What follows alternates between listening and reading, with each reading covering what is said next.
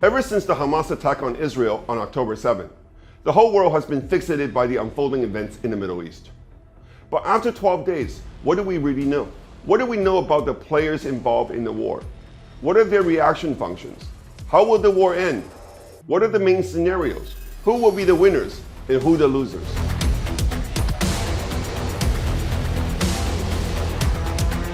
Hi, I'm David Wu, a former IMF economist and Wall Street strategist with a 20-year track record of making actionable predictions about the big story shaping our world tomorrow.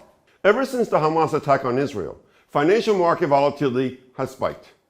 This is especially true about the oil market, where implied volatility is within striking distance of the 2023 high. Oil price rallied immediately after the attack, then sold off, then rallied again after Biden's visit to Israel. It is clear that Wall Street has not made up its mind about what is still to come. In this video, I will offer my prediction. Just so that we are clear, my prediction has nothing to do with the humanitarian and moral dimensions of the Israeli-Palestinian conflict. These are important issues, but they're not my concern in this video. My prediction will take the form of a scenario analysis that is based on my analysis of the objectives and constraints of all the parties involved. Over the next 10 minutes, I will take you through what I think are the three main scenarios for how the conflict will play out. I'm going to assign a probability to each of the three scenarios and explain my rationale. The three scenarios are: 1, a ceasefire within weeks that preserves the status quo in Gaza; 2, a regional war; 3, a prolonged localized conflict.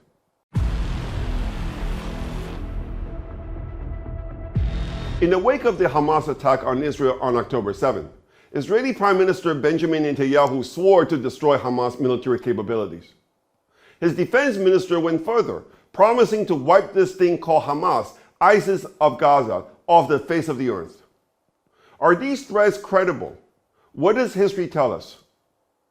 In 2005, Israel dismantled 21 settlements in Gaza and ended its occupation of Gaza. However, Israel's disengagement from Gaza did not bring peace. In 2007, Hamas gained complete control of Gaza after it defeated Fatah, its rival Palestinian faction that rules the West Bank. Since then, Hamas and Israel have fought 3 wars in 2008, 2012, and 2014. Israel launched land incursion into Gaza during 2 of its campaigns. In all instances, these wars ended with a ceasefire that preserved the status quo in Gaza. A good example is the 2014 Gaza war that began with the kidnapping and the killing of 3 Israeli teenagers by Hamas. Israel sent its army into Gaza, but after 7 weeks of heavy fighting, agreed to a ceasefire that left Hamas rule and military infrastructure in Gaza largely intact. The Netanyahu government was criticized by many in Israel at the time for not finishing the job that it had started. But the reality is that Israel was not prepared for the high human cost that the complete disarming of Hamas would have entailed. The Israeli public was already in shock by the loss of 66 soldiers in 50 days. The estimate that another 500 soldiers could die if Israel were to go all the way was deemed too great by the Israeli government to justify the action. Will history repeat itself? Will the new war produce another inconclusive outcome after a few short weeks of fighting? Unlike today, Israel's leaders never vowed to destroy Hamas once and for all in its previous wars with Hamas. What has changed, of course, is that today the Israeli public is demanding that Israel go all the way. And the quest for justice is only a small part of the story. The much bigger story is that the Hamas attack on October 7th has made people living in Israel, including my own family, feel incredibly insecure about their future. The attack has inspired a strong belief among Israelis, whether they're in favor or against the two-state solution, that unless Israel pays the price of destroying Hamas now, one day Hamas might become strong enough to achieve its stated goal of destroying Israel. This idea never crossed the minds of Israelis until the attack. And now it is the only thing that is uniting Israelis across the political spectrum. Unless this changes, it will be extremely difficult politically for the Netanyahu government to agree to a ceasefire that preserves the status quo in Gaza. This week, the head of the regional council of the kibbutz and villages along the Gaza border, now evacuated after the massacre, announced that the residents of these communities will never return unless the threat of Hamas terrorism is completely eliminated once and for all. But what are the chances that a ceasefire is imposed on Israel from the outside? On Monday this week, a Russian-backed UN Security Council resolution calling for a humanitarian ceasefire failed to get the 9 votes necessary to pass. On Wednesday, a similar draft resolution calling for a humanitarian pause, proposed by Brazil, was vetoed by the US on the ground that the text failed to acknowledge Israel's right to self-defense. The position of the Biden administration reflects American public opinion regarding the Hamas attack. A CNN poll this week reveals that 71% of Americans feel a high level of sympathy for the Israeli people in the aftermath of the Hamas attack, versus only 41% who feel a strong sense of sympathy for the Palestinians. More importantly, 70% of Americans believe the Israeli government's military response to the Hamas attack is entirely or partially justified, versus only 8% of respondents who think the response is not justified at all. There's another reason why Washington won't be sorry to see Hamas gone. The Biden administration is a strong backer of a two-state solution to address the Palestinian problem. Hamas has been the biggest impediment to a two-state solution over the past decade. Not only its stated goal of destroying Israel makes it impossible for any Israeli government to accept it as a negotiating partner, Hamas' rivalry and feuding with the Palestinian Authority means there is no one representative body that can speak for all Palestinians. This is another reason why I think we could assume that the US will give plenty of rope to Israel to finish her objective in this war. And the US is certainly not alone in wanting to see Hamas gone. The Egyptian government sees Hamas, an offshoot of the banned Muslim Brotherhood in Egypt, as a threat and a thorn on its side. The Saudis view Hamas as a proxy of its Iranian foe. For all the reasons that I've listed, the scenario of a ceasefire between Israel and Hamas, followed by a return to the status quo before the October 7th attack, seems highly unlikely. I would give this outcome only a 10% probability. Of course, my view is predicated on the assumption that the Israeli army has not forgotten how to fight. Should this scenario nevertheless materialize, the big winners will be Hamas and Iran, while the losers will be Israel and the US.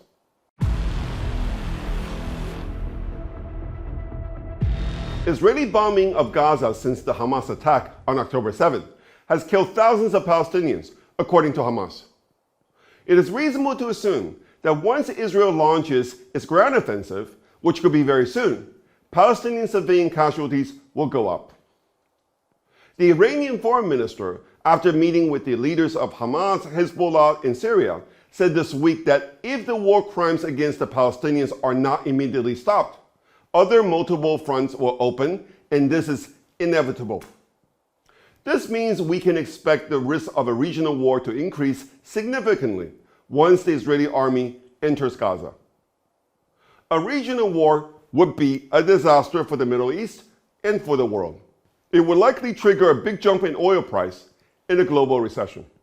If Hezbollah decides to open a second front against Israel, Biden will have no choice but to enforce existing sanctions against Iranian oil exports that have been surging over the past year to reach 1.2 million barrels per day in September.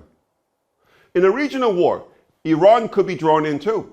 Earlier this year, Tehran unveiled a ballistic missile with a range of 2,000 kilometers, enough to hit areas in Israel.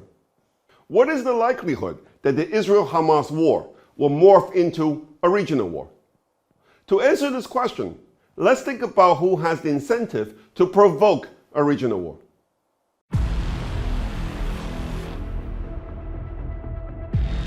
It goes without saying that a regional war will serve Hamas' interest. Indeed, it wouldn't surprise me if this is its ultimate objective. For the same reason that Hamas will love a regional war, Israel has a strong incentive to avoid it. A regional war will stretch Israel's military resources to their limit.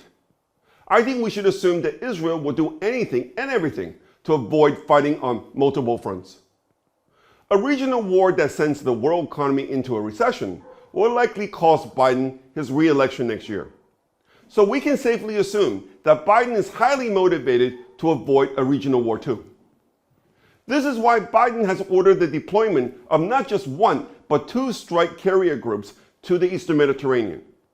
This is why he's sending a rapid response force consisting of 2,000 Marines and sailors to the waters off the coast of Israel. This show of force by Washington is intended to provide a deterrent against Iran and Iranian proxies in Lebanon and Syria. What about Hezbollah? A regional war is not in Hezbollah's interest either.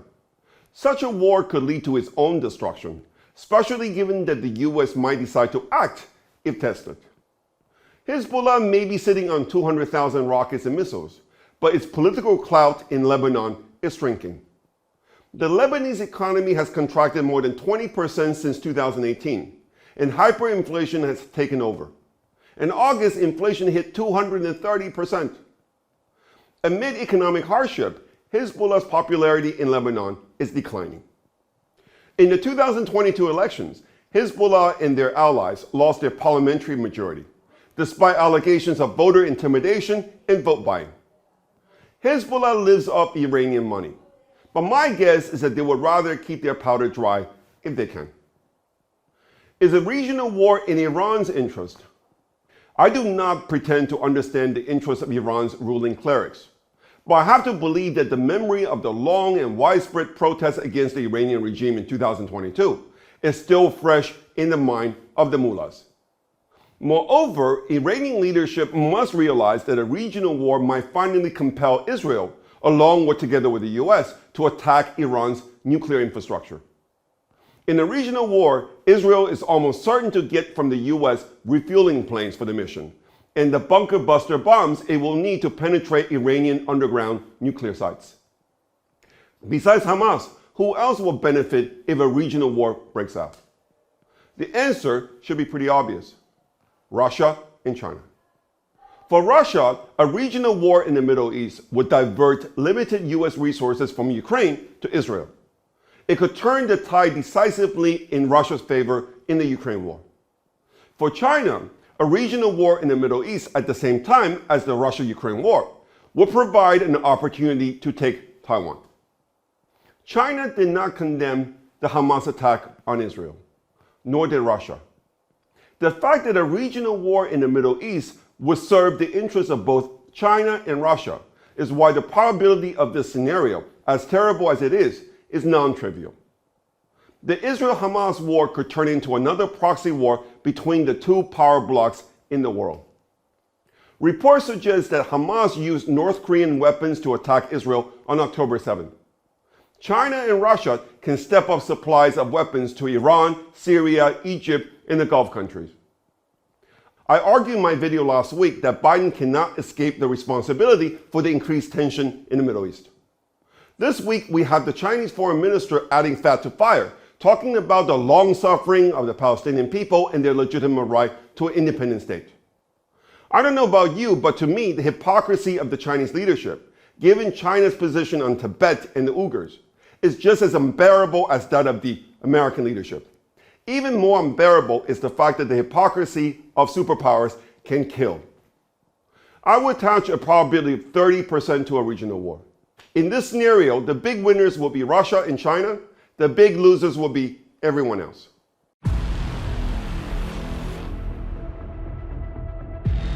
With a 10% chance of a ceasefire that preserves the status quo in Gaza, another 30% chance of a regional war. This leaves a 60% chance to my central scenario, which is a prolonged, localized conflict. Given the asymmetry of military resources at the disposal of the two sides, a prolonged, localized conflict will inflict a high cost on Israel, but will seriously incapacitate, if not destroy, Hamas altogether. In this scenario, the big winner will be the Palestinian Authority, that will see its formidable rival considerably weakened, or even decimated. This is also the result that the US is hoping for, since it views the Palestinian Authority control of Gaza as a preliminary to the establishment of a Palestinian state. That said, the PA is highly unpopular and viewed as deeply corrupt by the population in the West Bank. Whether it can survive until the end of the conflict cannot be taken for granted. In this scenario, Iran will be the big loser, while Saudi Arabia will be a big winner. The US will be a winner too, as it would regain its influence in the Middle East. Some caveats. 1. The three scenarios I set out are not entirely independent. For example, a prolonged localized conflict could lead to a regional war, or a ceasefire that leaves Hamas intact. 2. Also, I'm assuming that all the players will follow their reaction functions as I understand them to be. 3. My prediction does not take into account the possibility of mistakes and accidents that will tend to increase the probability of scenario 2. 4. Most importantly, I reserve the right to change my prediction as new data and information come in. If you got something out of this program, please hit like and subscribe to my free YouTube channel. Let me know what you think by posting your comments on the video. If you want to learn more about my investment strategy, come visit us at davidwunbound.com.